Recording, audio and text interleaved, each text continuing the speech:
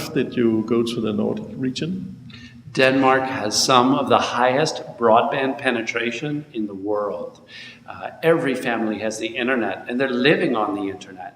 So what we look for is very technology advanced societies where there's high smartphone use, high internet use. Those are the early adopters for internet TV.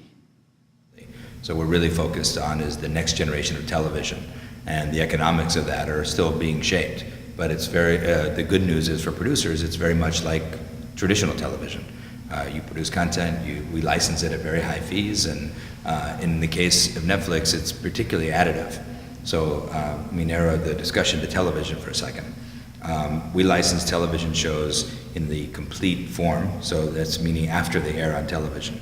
So you think, well, what if people wait and just watch it all on Netflix? Some people do, but the vast majority of people discover a show on Netflix, develop a deep affinity for it, and then wind up tuning in for the first time to the next season of the show when it airs.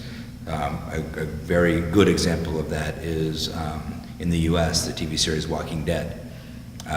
We have been displaying season 1 and then season 2, and then just before in the run-up to season 3's premiere, Netflix, AMC believes that Netflix brought 2 million additional viewers to the season 3 premiere on the network, because these are people who would have never who never saw the show in the previous 2 years, discovered it on Netflix and watched every minute of every episode of season 2, and then showed up for a record-breaking audience of season 3, the largest premiere of any show on any network in the U.S.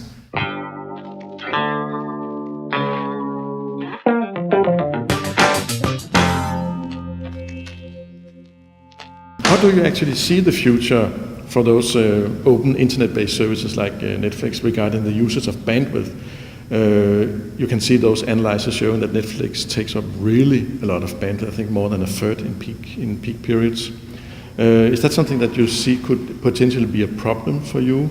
And what kind of activities do you have in preventing people getting a bad experience from the actual bandwidth?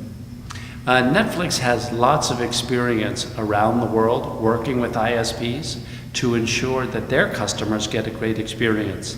Because when a customer pays for broadband, they want it to work. They want to click on YouTube and have it work. They want to click on Netflix and have it work. They want to click on a local provider and have it work well. And so we've done a great job of working with internet service providers for that. You have experienced a period where I think you were met with a lot of skepticism from the Hollywood studios in the beginning, and now the situation is different. Can you just tell a little about how have you experienced that development from being a kind of an underdog to be, well, talk of the town? Well, I think that people always ask me, do studios love you or hate you?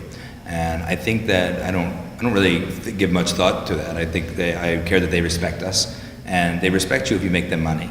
So what's happened is that as we've been able to grow the business, we've been able to pay higher and higher license fees for better and more exclusive content. So there we've become a very important part of the P&L of every studio and network in America, and increasingly with production houses and broadcasters around the world.